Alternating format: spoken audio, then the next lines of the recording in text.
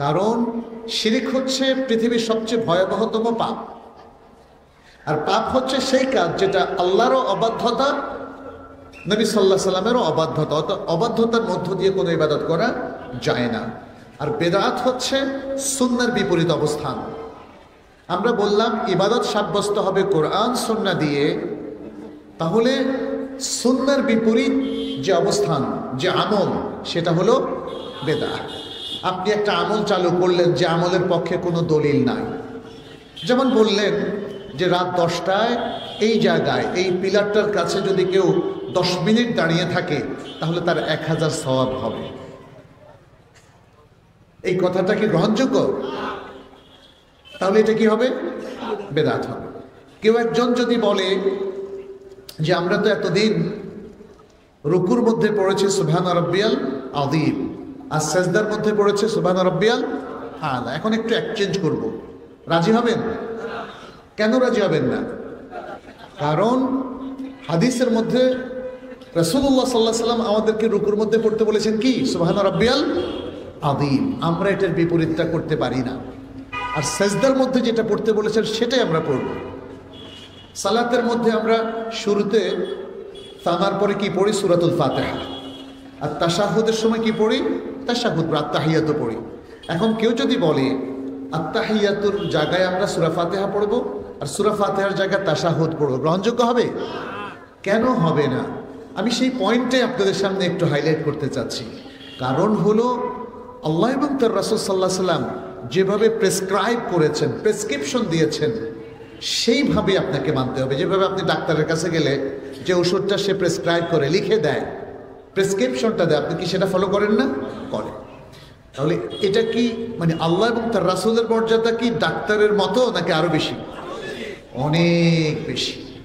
কিন্তু কি নির্মম পরিহাস, আমরা ডাক্তারের কথা খুব কেয়ারফুলি মানি কিন্তু আল্লাহর কথা কেয়ারফুলি মানি না।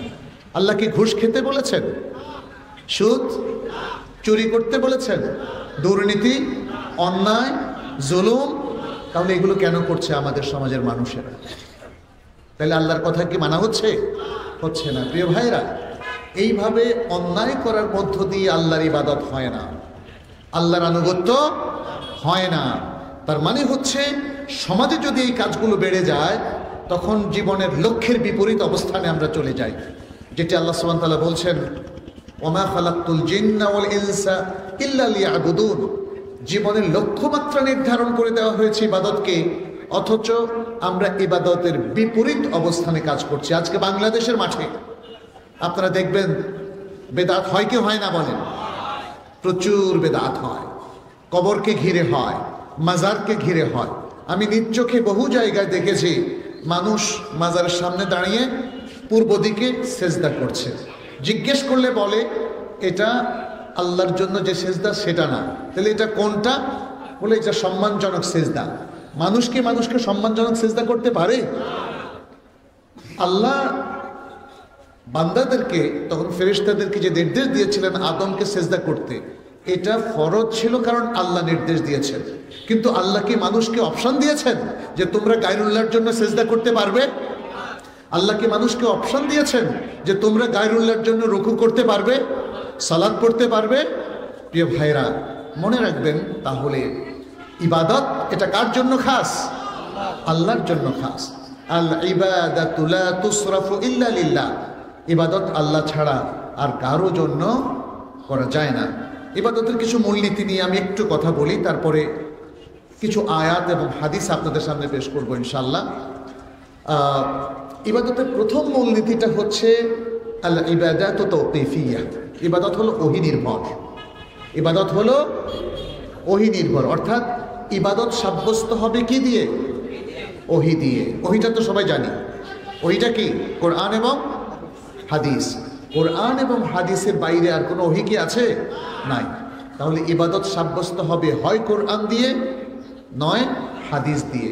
এই জন্যই দেখেন যখন আল্লাহ সুবহানাহু ওয়া তাআলা বলল ওয়াকিমুস সালাহ, তোমরা সালাত কায়েম করো, আমরা দেখলাম যে রাসূল সাল্লাল্লাহু আলাইহি সাল্লাম কীভাবে সালাত পড়লেন।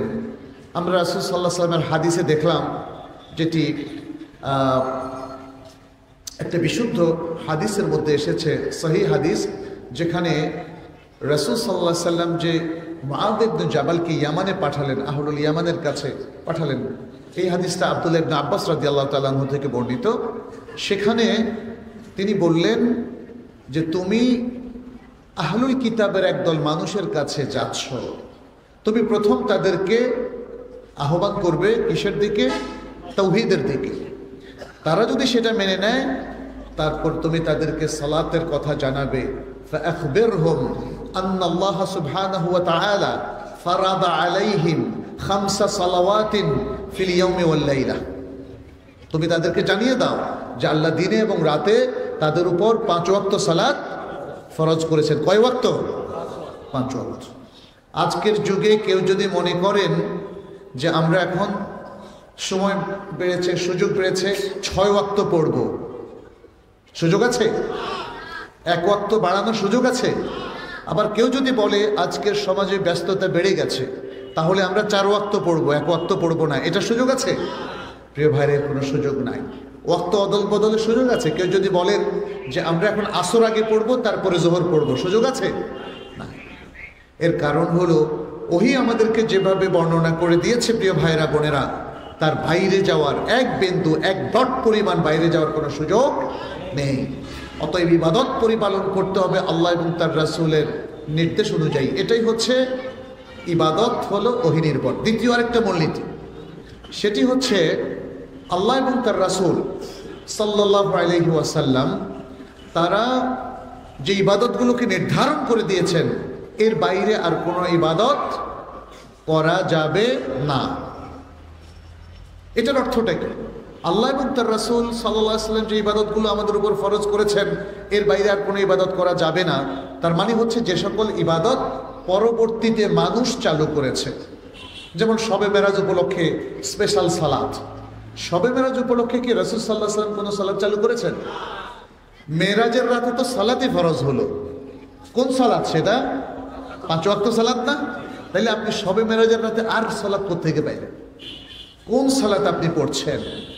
এভাবে প্রত্যেকটা জিনিস আমাদেরকে একটু গুনে গুনে দেখতে হবে, যেই সমাজে প্রচলিত আমলগুলো যেগুলো এখানে হচ্ছে, সে আমলগুলো কোনটা সঠিক আর কোনটা বেঠিক। মিলাবেন কিসের সাথে? কোরআন এবং হাদিসের সাথে প্রিয় ভাইরা। কারণ কোরআন হাদিসের বাইরে কোনো ব্যক্তির আমল, কোনো আলেমের আমল, কোনো শিক্ষাবিদের আমল, কোনো পীর সাহেবের আমল, সেটা আমাদের কাছে দলিল হবে না। আমাদের দলিল হবে মা কাল আল্লাহ ও মা কালা রাসূল, যেটা আল্লাহ বলেছেন, যেটা রাসূলুল্লাহ সাল্লাল্লাহু আলাইহি ওয়াসাল্লাম বলেছেন। তাহলে দ্বিতীয় যে মূলনীতিটা আমরা পেলাম, আল্লাহ এবং তার রাসূল সাল্লাল্লাহু আলাইহি ওয়াসাল্লাম যে ইবাদতগুলো সাব্যস্ত করেছেন, এর বাইরে বাকি ইবাদতগুলো শরীয়তে গ্রহণযোগ্য নয়। অতএব বাকি অন্যান্য যে নতুন নতুন ইবাদতগুলো চালু হয়েছে, সেটা করাটা কি জায়েজ না হারাম? হারাম। কেন? কেন বলেন তো? কারণ সেটা বেদাত। কারণ সেটা বেদাত। তাহলে কোরআন এবং সুন্নাতে যে ইবাদত সাব্যস্ত হয়নি, সেটা যদি কোনো মানুষ চালু করে, সেটা হবে বেদাত।